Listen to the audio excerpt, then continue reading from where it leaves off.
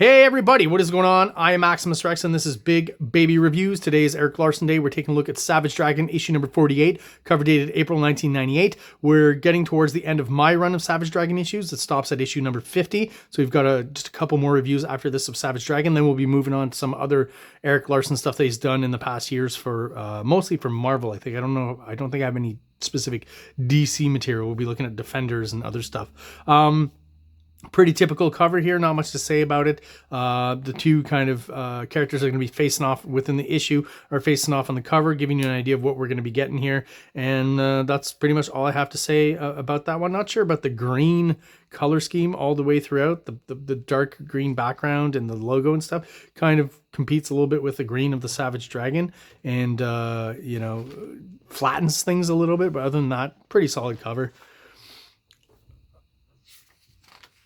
So all throughout here, I feel like there's a bit of photo reference going on from Eric Larson. Don't know if he's actually tracing or if he's looking at the picture and drawing off to the side, but this airport here, like the entrance to the airport, I definitely feel like is a photo reference, as well as the front of this airport too. That's okay.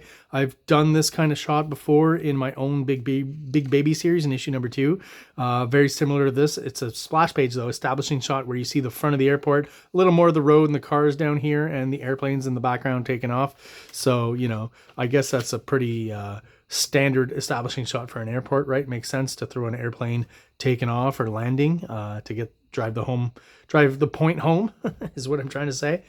And here Alex and Dragon are meeting up again, and for some strange reason in the splash page they start embracing and kissing, so I'm not quite sure what's going on there. It's always seemed like they've had some feelings for each other, but it's kind of coming out of the woodwork now in this issue, and is going to get even more hot and heated as they head to Alex's home, which we're going to see in a bit. So we move on to the B story with SOS. Here they are in the middle of a pretty common thing with Savage Dragon, jumping in at the middle of the action. And I want to mention, because I did the review recently with my buddy Mark Darden of Savage Dragon number 1 from the miniseries, some of the stylistic changes that Larson's gone throughout the series up to this point here. I feel like these later issues are much more influenced by Jack Kirby and his type of layout and foreshortening and stuff. This is definitely kind of a Jack Kirby shot here, and even a Jack Kirby creature. Some of the things that he was doing in that first issue, he doesn't seem to do quite as much anymore. A lot of the movement lines and dynamic lines behind the characters when there's action going on now seems much more influenced by Jack Kirby, where if you look at the issue 1 of Savage Dragon, much more in line with as was mentioned in that review that you can check out in a couple of weeks, or should be out soon, I'm not exactly sure when, that me and Mark did. Much more of a manga influence maybe in the early Savage Dragon issues than we get now. I feel like I said, later on he settles into more of a Jack Kirby vibe, and that's what we're getting here in the layouts and stuff. So SOS, the head of SOS, just kind of saying, Dragon's not quite a team player. We're thinking maybe looking somewhere else for leadership, and Rock reminding him that, if Dragon leaves, I leave. Back to Alex and Dragon, so we can pretty much assume what's been going on here. And another example, of course, of art-wise and ink-wise, Eric Larson once again streamlining a lot of the inking and not quite adding as much detail, leaving a lot of stuff out, which is fine. But the way he does the wrinkles here, like you can feel they did this pretty quickly. The wrinkles and the folds on the blanket, like I said, it was done pretty quickly. These big, bold lines are probably drawn very quickly as well. Doesn't in any way take away from my appreciation for the art, but the aesthetic has definitely gotten a little kind of rougher throughout these past few issues.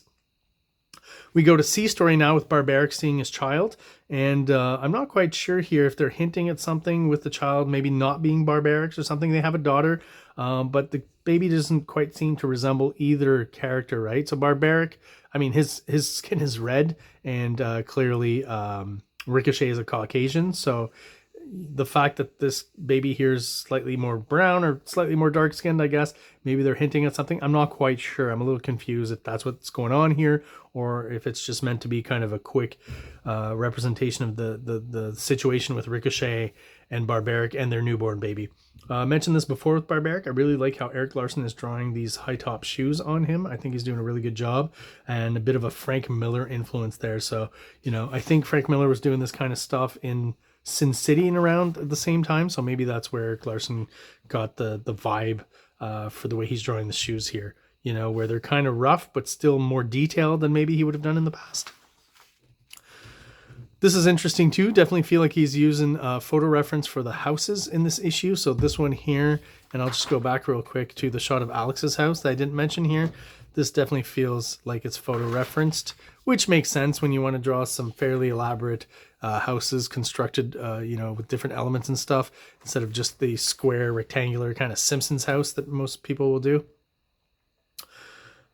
This issue, yeah, there's not a lot going on other than just kind of filling you in on what's going on with all the different storylines. So we're back to, I believe this guy, I keep forgetting, but I think his name is Horde, you know, the guy using the leeches to mind control people here. It's revealed that the police captain is just some vicious circle guy, you know, using a disguise here. What Horde's actual, you know, goal in controlling the police department is, we're still not 100% sure. But obviously it has something to do with wanting to maybe control the vicious circle. I guess we'll find out later in the next few issues. I'll be honest, I'm a little bit confused as to if this sequence just continues on here or if this is something that's happening somewhere else.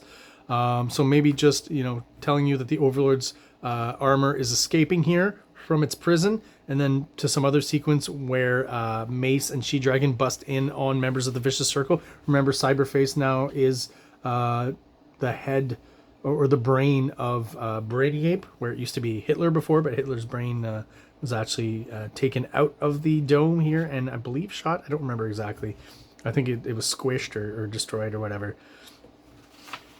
So we get to see just the regular superhero guys, you know, She-Dragon and Mace, who've stuck around Chicago, kind of having a hard time taking on these Vicious Circle guys, but then Savage Dragon obviously is going to show up and lend him a helping hand.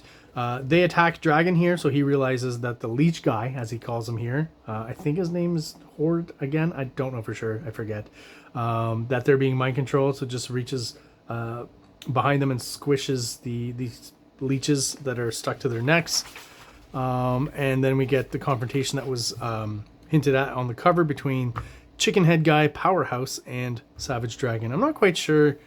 I feel like, you know, Erik Larsen has some sort of affinity for this character and that design, and really making him more of an important character in the series than I guess he should be. I say should be. Who's to decide that? It's Erik Larsen's comic, but yeah, just a weird kind of design and character to be using there. Great foreshortened shot though from the back of from behind Savage Dragon's shoulder.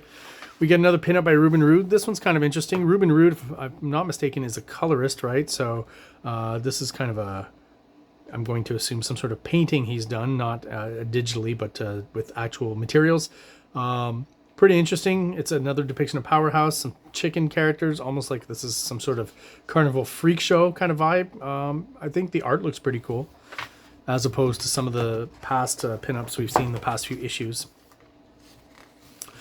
Oh, I remember this image here. I see it in comic swipes very often, swiped from a Daredevil shot by John Romita Jr. You can almost kind of tell from the type of shadowing that's been done there. You know, if you know anything about John Romita Jr., it kind of pops out at you. So, you know, not much to say. We basically get kind of a fight sequence between Powerhouse and Dragon here.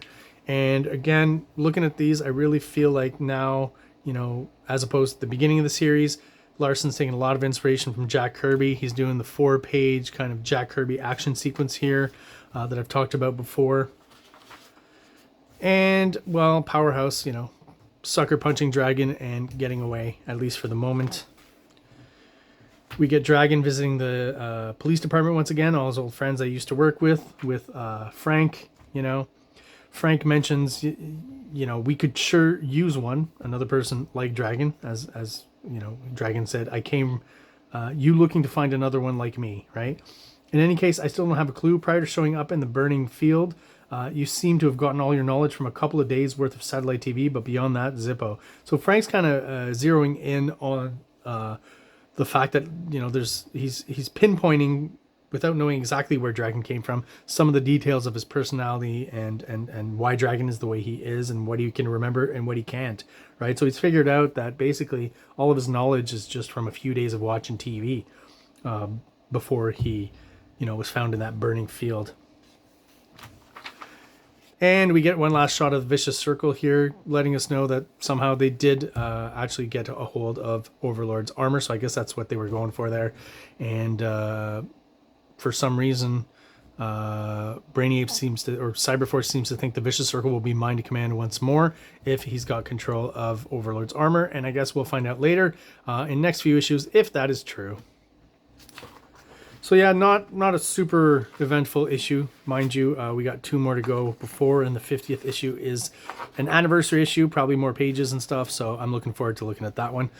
Talked about before the ad before this for Spartan X by Michael Golden, which was great. You kind of had a black and white inked drawing by Michael Golden where Jackie Chan himself was colored and all the other characters in the back were black and white. It was pretty cool.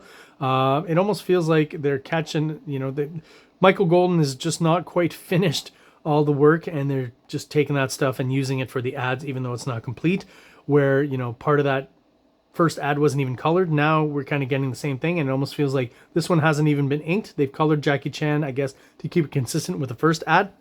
And the stuff back here is not even inked and just penciled. So maybe Michael Golden's falling behind on his deadline a little bit, and they have no choice to take this kind of stuff for the advertising. I'm not quite sure. All right, there you go, guys. That is my review of Savage Dragon issue number 48. If you're still watching and you are subscribed, thank you so much. I really do appreciate your support. If you're watching but you're not subscribed, please do so below. It only takes a second for you. It really helps the channel out, helps us grow, and helps get us out there to other people who are into comic books just like we are. So thank you so much once again, and have an awesome day. King Comics presents Big Baby, Volume 1, Issues 1 to 13. 204 pages of story and art. King Comics also presents Star Crasher one-shot, 32 pages, cosmic sci-fi surrealist adventure. You can find these fine comics at KingComics.CA, at MaximusRex13 on Instagram, or on Facebook, MaxRex or Big Baby. Like! Subscribe!